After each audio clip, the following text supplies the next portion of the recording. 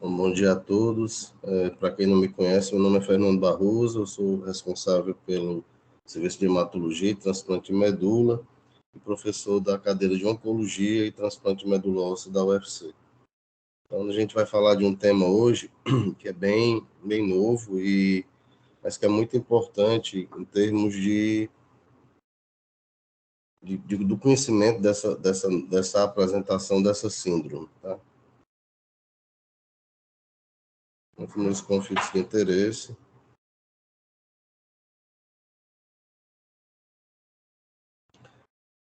O ano passado, o ano de 2022, foi a primeira vez que essa síndrome realmente foi caracterizada e foi considerado uma publicação de muito impacto pela descoberta do que eles chamaram de uma nova doença, né? Então, a sigla VEXAS, ela tem uma identificação, né? Ela é uma sigla que o V representa vacúolos, porque tradicionalmente nessa patologia as células mieloides e tanto os precursores mieloides como precursores eritroides são vacuolizados. A gente vai falar um pouco disso mais na frente. Tem uma coisa que é fundamental do ponto de vista molecular, que é a mutação do UBA1, que faz com que o indivíduo tenha a perda de uma enzima citoplasmática, que é a chamada E1. Isso tem uma importância em termos de desenvolvimento da própria patologia. É uma doença que, como o BA1 é localizado no cromossoma X, ela é ligada ao X, então ela tem uma relação com o cromossomo X. E é também considerada uma doença autoinflamatória, porque tem inflamação severa e, inclusive, dependente de corticoide. Então, isso é importante porque abre uma chave diagnóstica, de diagnóstico diferencial, que a gente vai ver não só com manifestações, forma de apresentação muito variada, mas também com interface com outras doenças e especialidades. Tá? E é somático porque o S é de somático porque essa mutação é uma mutação somática, né? Uma mutação que ela é adquirida por algum fenômeno que ocorre aí na vida desse indivíduo. Ele não nasce com essa mutação. Então, é uma nova doença hematoinflamatória. Quero pedir desculpa porque os slides estão em inglês, tá? Mas algumas coisas estavam difíceis de traduzir, eu preferi deixar em inglês. E que, como eu disse, ela apresenta diversas manifestações clínicas. Ela foi inicialmente descrita por uma corte de 25 homens com uma apresentação clínica multifacetada, certo? E, como eu comentei, é uma doença ligada ao X, então, de fato, ela predomina no sexo masculino. Então, compreendendo melhor a questão da vacuolização. A vacuolização, se a gente fizer uma pergunta para a maioria das pessoas, o que caracteriza melhor a vacuolização, de uma maneira geral, quando você examina uma lâmina ou de sangue periférico ou de mielograma, prioritariamente são os processos infecciosos ou toxicidade por drogas, né? Mas ela pode ser vista numa variedade de apresentações clínicas, desde a deficiência de cobre, como toxicidade por zinco, né? O abuso de álcool, muitas vezes etilistas pesados podem apresentar. Eu acompanhei há muitos anos atrás, até comentei isso recentemente no ambulatório dos residentes, um doente que tinha uso abusivo de álcool e que ele desenvolveu uma anemia plástica que tinha uma função hepática ironicamente normal e que chamava muita atenção na medula dele a vacuolização não só das células mieloides, mas de outras células. Tá? E eventualmente neoplasias mieloides, né? Então, você também pode ter vacuolização. O ponto de corte para essa vacuolização pelo menos maior ou igual a 10% dos precursores mieloides para caracterizar o que a gente vai chamar de sino de Vexas, tá? E que esse precursor mieloide tenha pelo menos um vacúolo, o maior ou igual a um vacúolo, tá? De preferência maior do que um vacúolo. E isso é um dado interessante porque ele é altamente sensível e específico para Vexas. Se você tiver maior ou igual a 10% de precursores mieloides com mais de um vacúolo, tá? Então, essa imagem aqui que vocês estão vendo, ela mostra as células com vacúolos, tá? Que podem caracterizar bem o que a gente está falando. Tá? Em termos de alterações enzimáticas ligada ao X e a alteração somática, então ela é definida, né, como uma mutação somática ligada ao cromossomo X, que codifica o UBA1 e a enzima E1, que é citoplasmática. Essas mutações mais comuns ocorrem no códon 41, onde a metionina é substituída pela valina ou pela treonina ou pela leucina, e resulta, na verdade, numa proteína truncada não funcional. Isso é importante porque eu tenho envolvimento da metionina, mas eu posso ter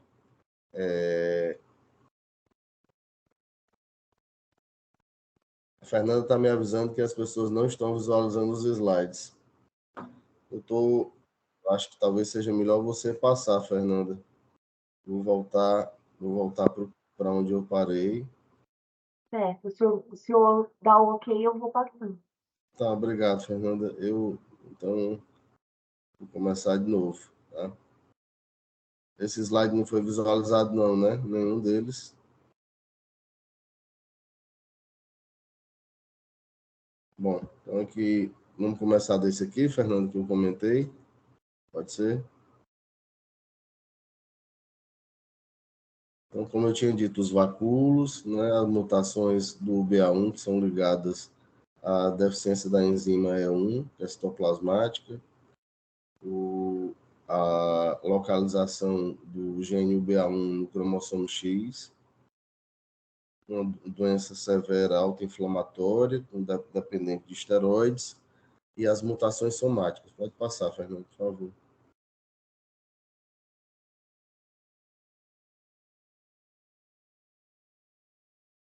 Próximo, por favor, Fernando.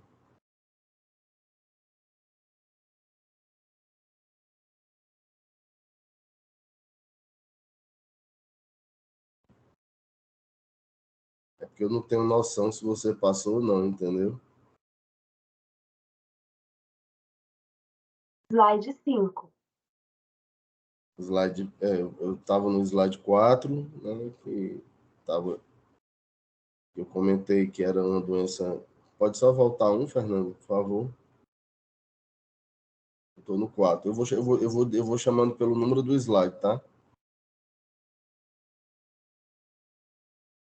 Então, slide 4.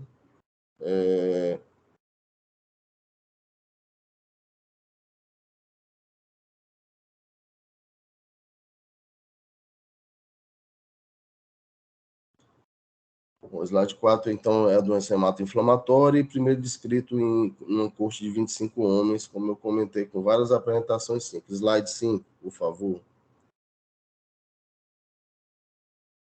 Sobre a vacuolização, que eu comentei já discuti, então, na verdade, chamar mais a atenção dessa imagem, né, em que tem os precursores mieloides vacuolizados, então isso faz a diferença, tá? Slide 6, por favor.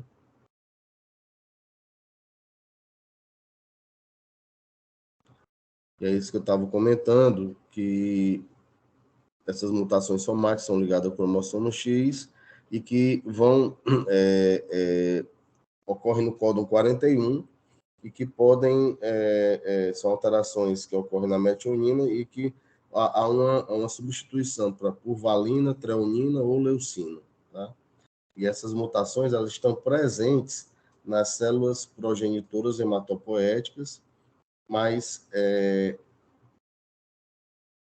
elas não ocorrem, tá, nas células do sangue periférico, então, da linhagem mieloide. Então, isso é importante, tá? Slide 7. Essas mutações do BA1 ocorrem durante a 5ª ou 6ª década de vida, tá? Então, são mutações somáticas, como eu comentei, e não sei se todos têm o conceito, mas mutações somáticas são adquiridas e as germinativas a gente nasce com elas e carrega, né, ao longo da vida e pode ou não se manifestar, tá? E próximo à totalidade desses casos reportados são homens, consistente com o BA1 ligado ao cromossomo X. Entretanto, existe um fenômeno de inativação do cromossomo X, né?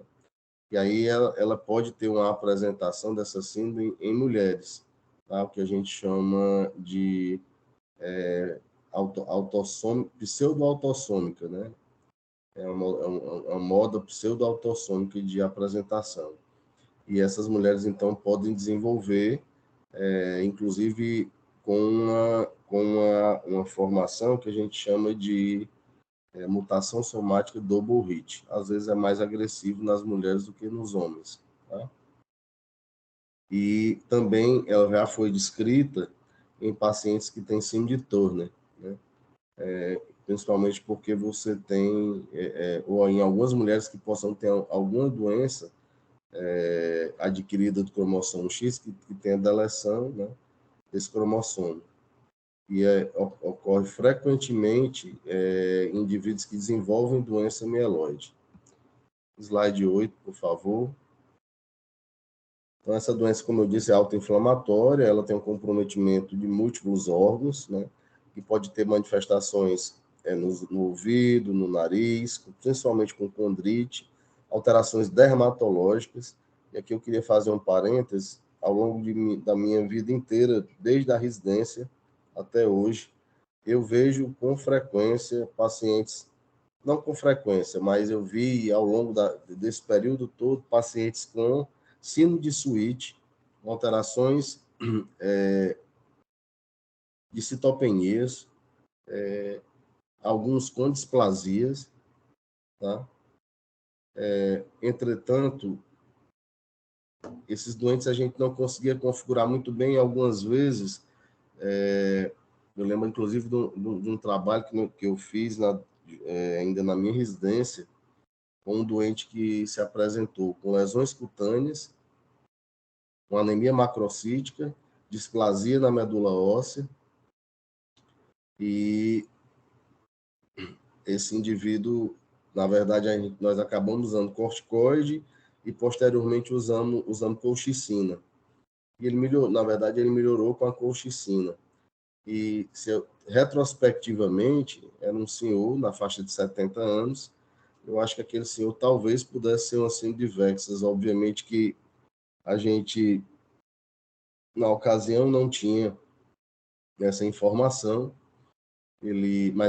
Mas ele evoluiu, inclusive, com um quadro de mielodisplasia. Vocês vão ver que isso tem uma relação no que a gente está comentando. Outra possibilidade de apresentação clínica é o infiltrado pulmonar, as várias modalidades de vasculite, né, e febre, entre outros sintomas.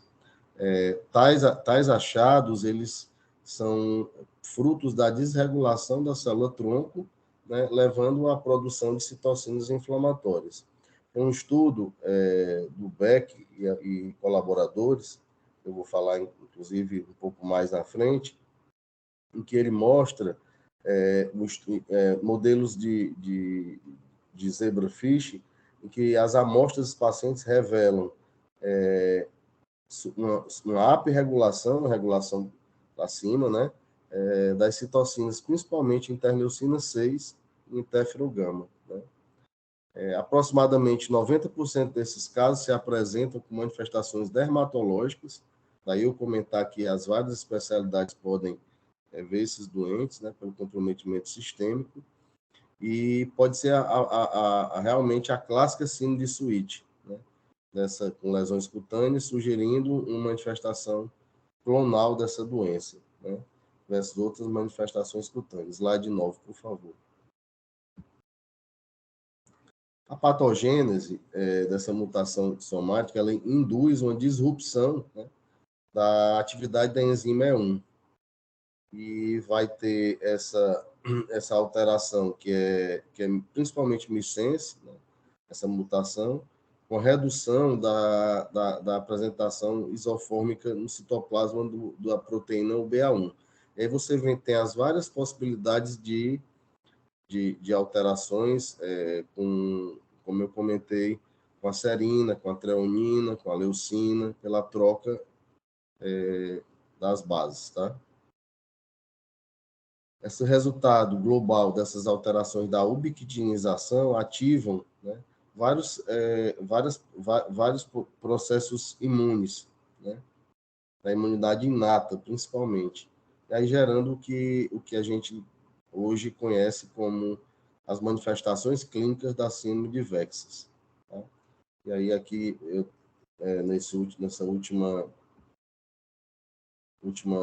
linha, a gente fala das possibilidades de substituição que eu já tinha comentado. Slide 10, Fernando. Aí tem esse trabalho do grupo do Beck, que é um trabalho muito importante, publicado no New England, em que ele relata, né, as mutações somáticas no BA1, levando a uma doença severa nos adultos, uma doença autoinflamatória severa. E aqui são 3 casos que ele relata, basicamente, tá? Em que ele fazem todo o estudo e toda a manifestação. E nesse quadro do lado B, que tem uma coisa bastante interessante, é que você tem um indivíduo que não tem a mutação do BA1, que é o wild type, tá? Um indivíduo que tem a mutação. E o que é interessante é que, desde da stem cell, tá? O mesmo, as células mieloides, progenitoras, elas estão comprometidas, como eu comentei anteriormente, tá? E aí isso vai comprometer uma série de linhagens bem interessantes, como, por exemplo, granulócito, monócito, progenitores, progenitores linfóides, ou megacariócito e progenitores megacariocíticos e eritróides. Tudo isso gera o comprometimento dessas linhagens, tá? Então, a gente vai falar um pouco mais na frente sobre isso.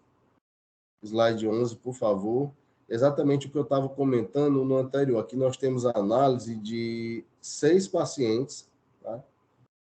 E um dado interessante é que, se você coletar os linfócitos desses pacientes, tanto T ou B, ou mesmo os fibroblastos, você não vai encontrar a mutação do BA1. Você não vai encontrar numa fração, uma fração de variação alélica detectável. Então, isso é prioritariamente algo da linhagem mieloide. Então, essa é a informação e das células progenitoras. Slide 12, por favor, Fernando. Essa figura, pessoal, ela mostra o comprometimento das lesões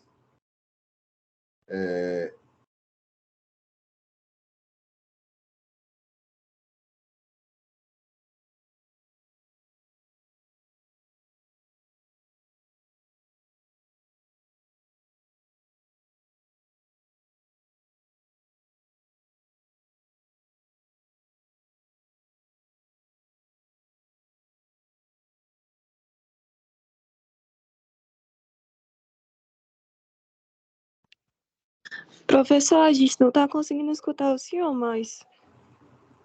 Oh, voltou. Desculpa, pessoal, caiu aqui a internet. Os deuses aqui hoje não estão muito favoráveis, não. Bom, então, continuando. Essa apresentação das imagens, ela vai mostrar o comprometimento pulmonar, vai mostrar a possibilidade da vacuolização, a possibilidade das lesões cutâneas com esse infiltrado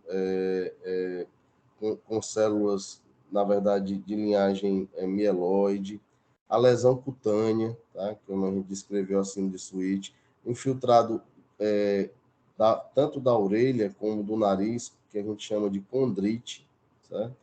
Então, tudo isso como manifestação. Slide 13, por favor, Fernanda.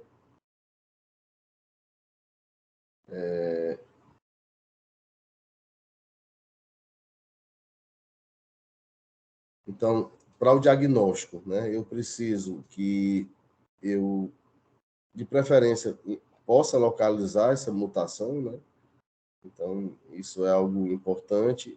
Muitas vezes esse indivíduo tem uma anemia macrocítica, então ficar atento ao diagnóstico diferencial com anemia megaloblástica, tá? E a vacuolização dos precursores hematopoéticos como uma coisa importante, como eu comentei. Outras alterações incluem trombocitopenia, neutropenia, e mais comumente em casos em que você tem a concomitância da síndrome adisplásica e que se apresenta em aproximadamente 60% dos casos de VEXAS. Tá? Então, a gente chama VEXAS MDS, né, o SMD/VEXAS, que usualmente uma característica interessante é que esses indivíduos eles costumam ser mielodisplasia de baixo risco, de acordo com a classificação do RPSS revisado. Ele pontua geralmente abaixo de 3,5. A maioria tem cariótipo normal, com displasia em múltipla linhagem, ou displasia em uma linhagem única, ou então com apresentação considerável de anel. São os subtipos RU mais frequentes. Tá? É interessante porque, muitas vezes, você, dependendo da condição, esses indivíduos, como são baixo risco, não precisariam de ir para um transplante de medula óssea, né? Mas a gente vai ver na evolução que não é bem assim. Slide 14, por favor, Fernanda. De acordo, os casos costumam ter uma baixa carga mutacional, né? Então, isso é importante e pode ter uma relação de associação ao que a gente chama das mutações mais frequentes da regulação epigenética, que é o DNMT3A, o TET2 e o SXL1, que é o que a gente chama DTA, tá? Então, inclusive a sigla é usada às vezes, também em inglês, né? DTA, e em português, tá? Outros pacientes podem se apresentar com um fenômeno tromboembólico, tá? Não são usuais, eles podem chegar variar de 35% a 63%, que às vezes é o primeiro relato, né? Então, nos casos de trombose, em que a gente não sabe muito bem a origem, é preciso olhar o hemograma e ver se tem alguma alteração de citopenia, de anemia. E muitas vezes eu recebi encaminhamentos de pacientes da Rosângela, doutora Rosângela, que fazia parte de coagulopatia, que já está afastada do nosso serviço, e ela mandava geralmente esses pacientes para eu avaliar. E muitas vezes esses doentes ficavam comigo. Tinham tido um fenômeno tromboembólico, mas na verdade eles tinham uma doença mieloide. Tá? Então, na síndrome de VEXAS, você tem uma propensão à trombose, né? E isso é muito em função de uma condição protrombótica ligada à própria doença. E o mais comum, interessante, são as tromboses arteriais, não venosas. Slide 15, por favor, Fernanda.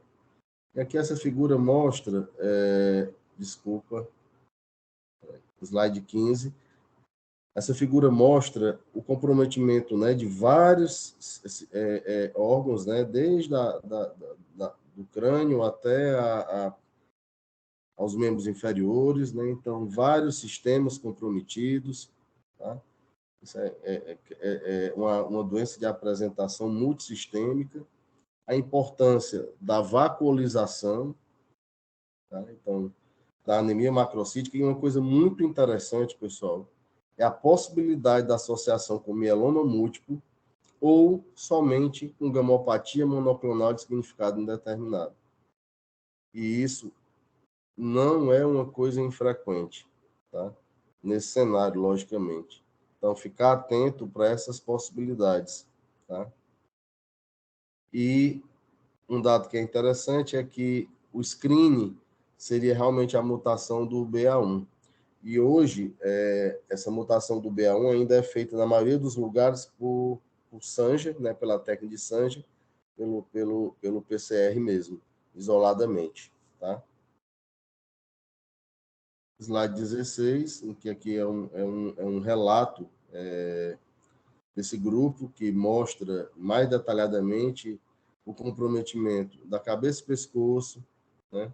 Comprometimento do tórax, do pulmão, da medula óssea, com várias apresentações, né? Comprometimento músculo-esquelético, comprometimento cutâneo, do abdômen, né? Hepatosplenomegalia, colite, tá? O mesmo cistite, epididimite, tá? Comprometimento das extremidades com trombose venosa profunda, ou mesmo arterial, tá? E a possibilidade também, na parte dermatológica, de uma vasculite leucocitoclástica. Tá? Um diagnóstico que vira e mexe a gente encontra nas biópsias, né, de pele. E a inter-relação importante que a gente tem da hematologia com a reumatologia no segmento desses doentes. Slide 17, aqui é um caso também publicado no New England, de um paciente de 70 anos, que tinha derrame pleural à esquerda recorrente, tá? Slide 18, e aqui é a apresentação desse doente, interessante, aquela condrite, né, da orelha que eu comentei, e esse paciente também tinha um comprometimento ocular, tá? Ele tinha aqui no olho uma apresentação que mostrava uma vermelhidão, um certo edema, tá? Inclusive caracterizando uma esclerite, né, no olho, tá? E sinais de dor e sintomas de dor ocular, né, e redução da capacidade visual. Slide 17, por favor, aqui o comprometimento pulmonar, derrame pleural esquerda, né, recorrente, tá? A gente citou. Slide 20. Em termos de tratamento, pessoal, quais são as opções? Geralmente é um desafio, né? Acho que é um desafio diagnóstico, é um desafio tratamento. As hipóteses são baseadas de tratamento, devem ser em tratar o clone, né? Essa doença é uma doença clonal, não deixa de ser, né? Costuma estar associada a neoplasias, né? Então, seria bloquear essa tempestade de citocinas que ocorre, né? E tentar dar uma terapia de suporte, talvez com transfusões, nos que têm anemia ou plaquetopenia, ou mesmo uma profilaxia para trombose, né? Nos que já tiveram, esses indivíduos têm que ficar anticoagulados, claramente, né? E as complicações infecciosas que não são infrequentes. Em mais uma área que a gente precisa ter junto para ver um doente desse. Os tratamentos reportados são muito heterogêneos, né? Eles são ditados muito pela apresentação clínica daquele indivíduo, tá? E muitos pacientes acabam fazendo muitas linhas de imunossupressão, sem um guia claro do que de fato é efetivo, o tempo de resposta e as possibilidades de combinações de imunossupressão. Então, quer dizer, a bem da verdade, como é uma doença muito nova, a gente ainda precisa de estudos multicêntricos, né, de avaliação clínica, para definir uma terapêutica ideal. Slide 21. Aqui é um relato de caso de paciente com VEXAS, tratado com azacitidina, que é uma droga que a gente usa para tratar as mielodisplasias e leucemias, tá? E esse doente, ele era, na verdade, 3 casos, né? em que esses pacientes tinham VEXAS e foram tratados com azacitidina. Esse outro slide 22, Fernanda, por favor. Então, é um outro relato, tá, de pacientes que todos com síndrome de Sweet, que foram... Aqui foi um processo inverso. Eles pegaram os doentes com síndrome de Sweet e fizeram um screening foram 19 pacientes, fizeram um screening para o BA1, a pesquisa da mutação do 1BA1. E é interessante porque eles identificaram pacientes com várias neoplasias, e aqui eu vou citar, leucemia mielomonocítica crônica, linfoma large lymphocyte T, leucemia mieloide aguda com mutação do NPM1, doença mieloproliferativa secundária à terapia, outra leucemia mieloide aguda, mieloma múltiplo, IgA-capa, como eu tinha comentado, leucemia promielocítica, interessante, achei muito interessante isso, né? Uma leucemia linfóide aguda B, quer dizer, uma leucemia linfóide com uma alteração dessa, é muito interessante, né? E um SMD/SMP também diagnosticado, tá? Então, eles fizeram a pesquisa do BA1 nesses pacientes que tinham inicialmente síndrome de Sweet e identificaram essa alteração. Slide 23. Aqui na verdade, uma atualização do tratamento do VEXAS e a possibilidade do uso do transplante de medula óssea. Isso é de um grupo que eu faço parte, que tem 2 colegas muito queridos aí, o Carmelo Guarnari e o Dono McLurno, que são pesquisadores principalmente o Carmelo tem pesquisado muito e publicado sobre síndrome de VEXAS, e se prontificou, inclusive, a nos ajudar a montar a pesquisa do BA1 aqui na nossa cidade.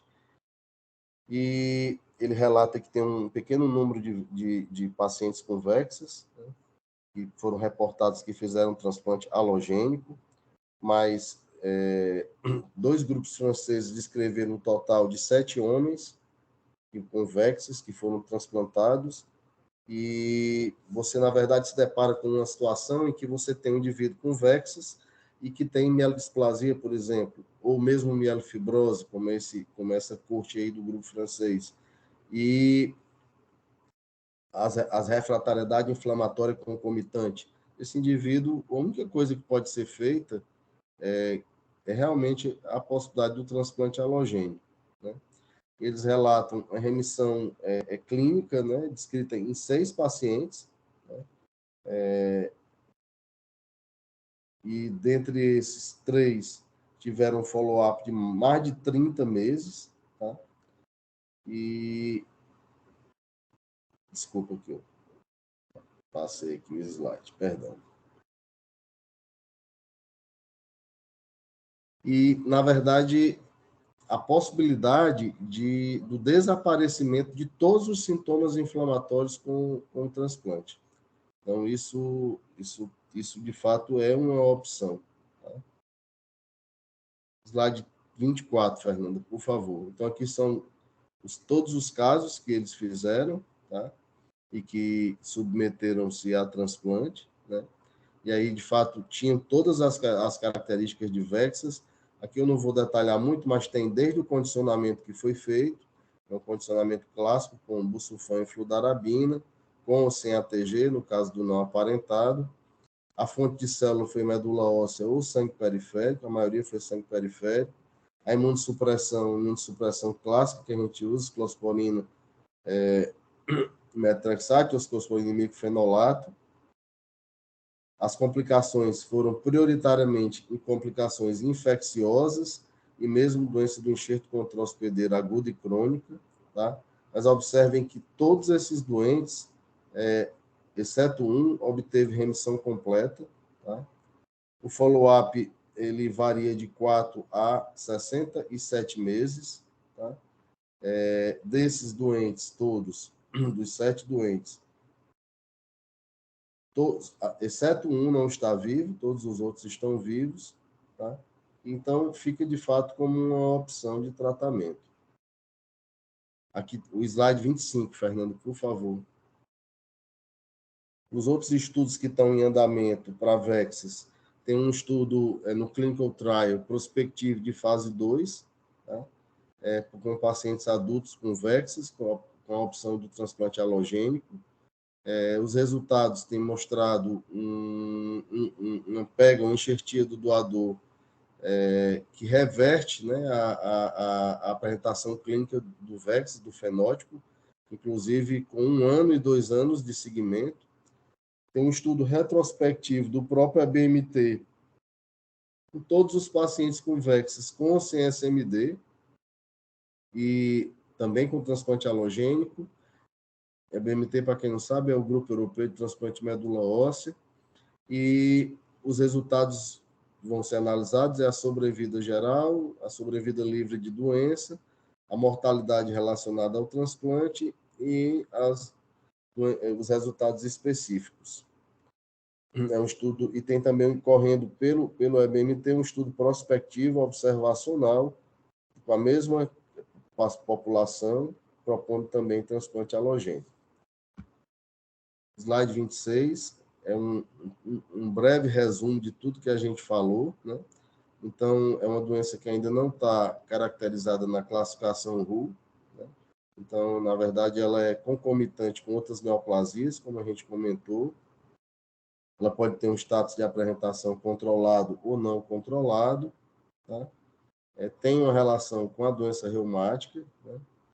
A gente tem que considerar sempre a idade desses pacientes, o performance status, o comprometimento, como está a função orgânica desse indivíduo, e os aspectos sociais e de suporte de cuidadores, né? E na condição desses pacientes. E como é que é o estágio de apresentação, se é inicial ou se é tardio, se usou hipometilante ou mesmo inibidor de JAK2, né, no caso das mielofibroses, tá?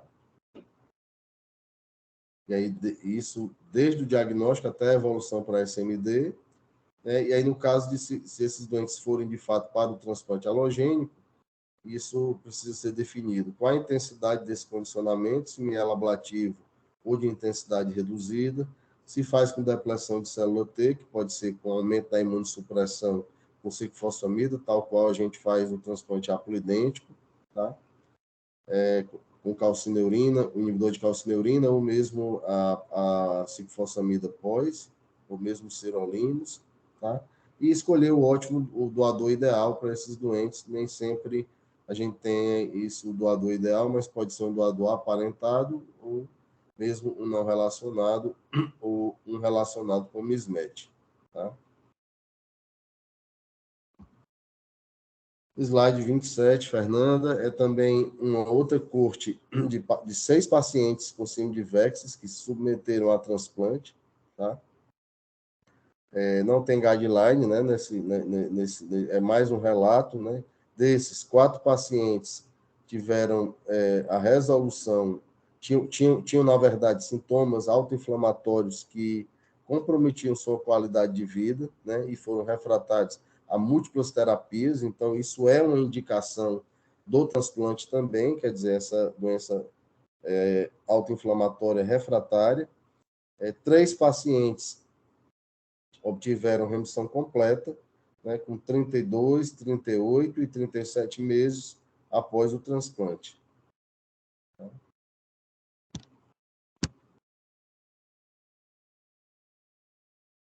Slide 28, por favor, Fernando. Dando continuidade ao que a gente estava discutindo,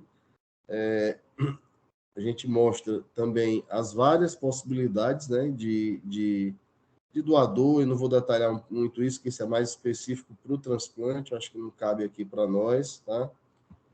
29.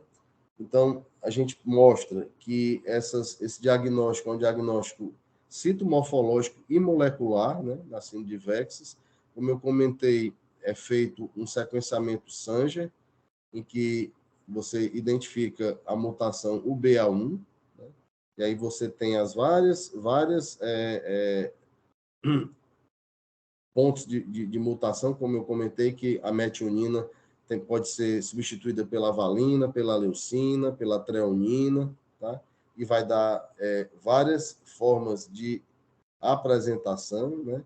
Os vacúolos característicos, não só nos precursores de granulocítios, mas também nos precursores eritróides na medula óssea, tá? Isso aqui pela coloração do meio Grunwald. Então, fica bem claro, a figura está pequena, mas dá para vocês verem esses espaços brancos, que são os vacúolos que a gente chama dessas células. E a frequência de variação alélica, né, que mostra os seus vários padrões de elevação.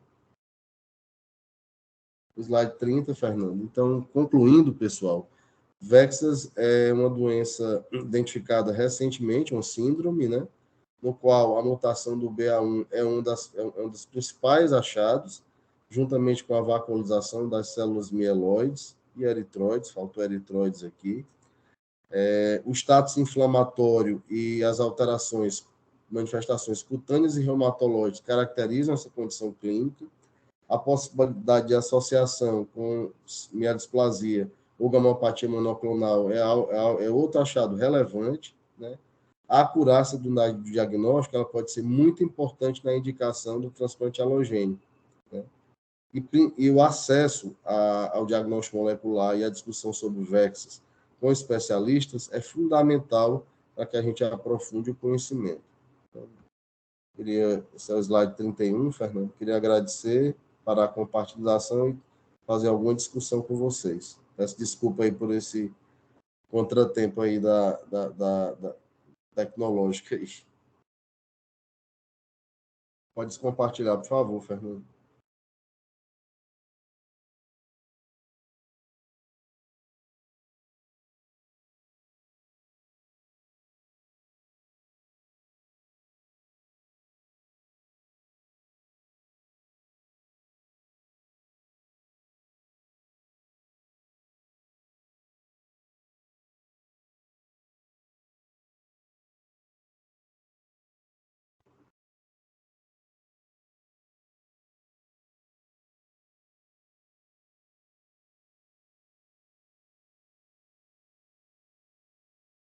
Não consegue descompartilhar, Fernando?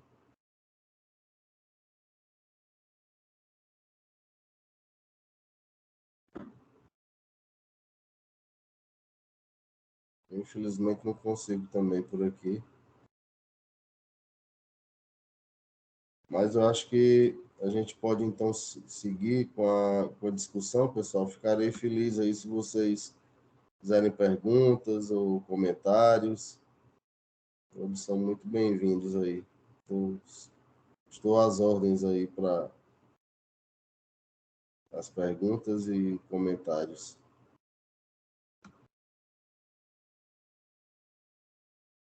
Se ninguém falar nada, eu vou ter que pedir os residentes para falar. Fernando, Oi, doutora Helena. Bom dia. a sensação que eu tenho, escutando aí, eu fui ler um desses artigos que você citou, é que ao longo da vida a gente deve ter deixado passar vários doentes, né? Assim, com o conjunto todo, eu tenho essa sensação. E a outra coisa é ver como é importante o bom estudo citomorfológico da medula, né? Que é um elemento muito importante. Mas é isso aí, a gente vai aprendendo, né? E muito obrigada por essa apresentação. Obrigada, senhora, doutora Helena. A senhora tocou em dois pontos que eu acho que são fundamentais, que é natural, né, com todo esse processo evolutivo do conhecimento molecular das doenças, algumas vezes a citologia, a morfologia, ela seja deixada de lado, né? Mas eu sempre tive uma compreensão de que as coisas se somam. Elas não são importantes isoladamente. Quer dizer, quanto mais elementos eu tenho para caracterizar uma doença, mais eu tenho possibilidade de dar um melhor diagnóstico. No nosso caso específico, em que a gente tem muita dificuldade de realizar exames mais caros, exames mais complexos, e aí assim, o acesso que a gente tem a um hemograma bem feito, né? Um mielograma bem feito, com colorações bem feitas, com resultados bem feitos, que isso também é algo valioso, né? Então, a formação do hematologista, que tem o conhecimento da citologia, ele se diferencia, na minha opinião, de uma maneira geral, na sua área, porque ele acaba que não depende tanto do olhar do outro, né? Eu acho que isso é interessante. E assim, a humildade de reconhecer que a gente, de fato, deixou passar. Eu, claramente, por desconhecimento e retrospectivamente, como eu comentei, e recentemente eu estou até com um relato de caso que a gente está tentando juntar os dados, mas um doente que está no pré-transplante nosso, sei que o João Paulo está aqui, muito bem-vindo, João Paulo. Um doente que está no pré-transplante, que é um senhor que tem nitidamente características de que possa ter uma síndrome de VEX. Nós não temos, infelizmente, ainda a mutação do BA1, mas é um indivíduo com uma doença inflamatória, com comprometimento articular, e quer dizer, isso são elementos que fortalecem, né, até a nossa indicação. Certo? Então, eu acho que a senhora foi muito feliz aí na sua colocação. João Paulo, quer fazer algum comentário?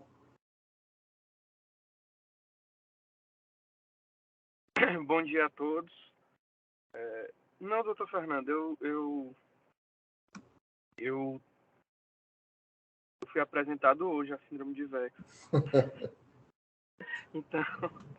Então não tenho que comentar não, mas é interessante, né, porque eu faço também um pouco de laboratório, de histologia, um monte de casos aí que a gente vê, né, vai não vem, aparece alguma célula vacuolizada e passa despercebido, né, você sempre acha que é reacional à infecção, à droga, e aí para tentar, né, se chamar a atenção, a gente saber que existe. Apesar de ser uma doença rara, um dia a gente vai se deparar com o volume de casos que a gente vê, né? Sem dúvida. E a gente aprendeu ao longo da vida que vacuolização, a gente tinha que procurar infecção ou mesmo toxicidade por droga. E de fato tem, né? Como a gente comentou. Mas não é só isso, né? Então não se resume só a isso. Acho que essa talvez uma mensagem importante. Né? E ver que esse doente é um doente que vai entrar pela dermatologia, pela reumatologia, pela cirurgia vascular,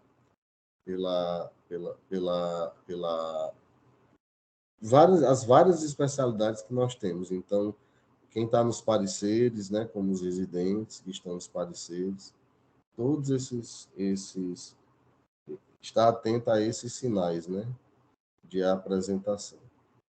Eu acho que essa seria talvez a principal mensagem, tá? Eu peço desculpa aí, não sei que não consegui compartilhar, acabou que a gente atrapalhou um pouco, mas a mensagem era essa, né, de alerta, né, para todos.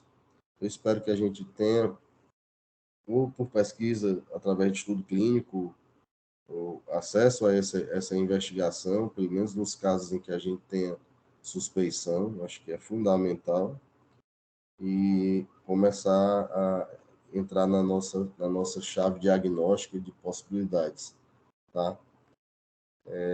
Eu não sei se algum residente quer fazer alguma pergunta, algum comentário. Nós temos ainda aí 6 minutos.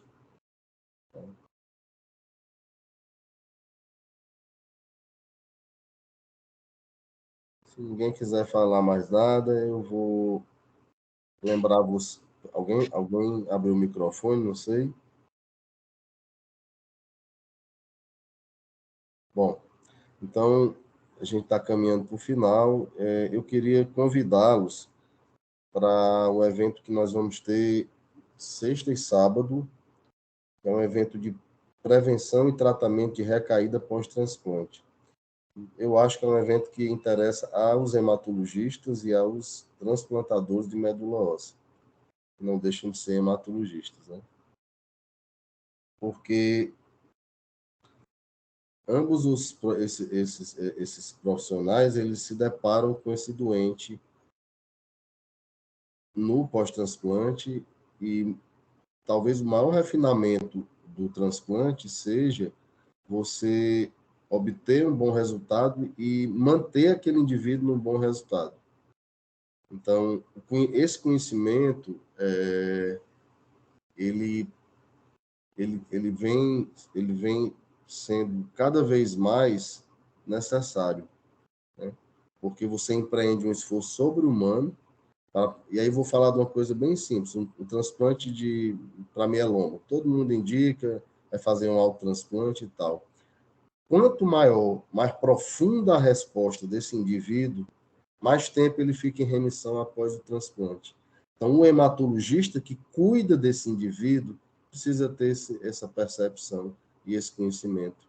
E muitas vezes, eu digo isso a vocês porque a gente lida com uma realidade tão, digamos assim, tão difícil, que ainda hoje, nos dias de hoje, nós temos lugares em que não está disponível, por exemplo, um bortezomib, né, que é uma coisa inaceitável, porque, inclusive do ponto de vista da APAC, a APAC cobre o custo, então isso é inaceitável, inaceitável. Até realidades como a nossa, do Hospital Universitário, que nós temos disponível, acho que há aproximadamente 2 anos, mas que vira e mexe a gente não tem o remédio. Então a gente também tem dificuldades. E esse entendimento, ele pode poupar muitas coisas que vêm depois, e principalmente a vida do indivíduo, né? Então, isso para começar com mieloma múltiplo. Eu não estou falando de leucemia aguda, nem mieloide, nem linfóide, nem dos próprios linfomas, né, que vão ser discutidos. Então, que gostaria muito que vocês participassem, que vocês aproveitassem. Quem não puder assistir online, isso ficará gravado para quem está inscrito, né, on demand, né, como se chama, posteriormente. E nós teremos aí a junção de experts do mundo inteiro, pessoas de altíssimo nível, experts, e a oportunidade de ouvir isso, de aprender com essas pessoas, é muito importante para todos nós. Então, fiz aqui o meu convite, tá? E eu espero que os residentes podem se inscrever na sociedade gratuitamente, os alunos que são de alguma liga também podem se associar gratuitamente e ter acesso a todas essas atividades. Então, eu me desculpo mais uma vez pela confusão aí na parte tecnológica, mas acho que deu para passar um pouco aí da mensagem que a gente queria, tá? E desejar a vocês uma boa semana. Até a próxima quarta-feira, né? Nós estaremos aqui novamente. Muito obrigado, bom dia, tá? Tchau, tchau.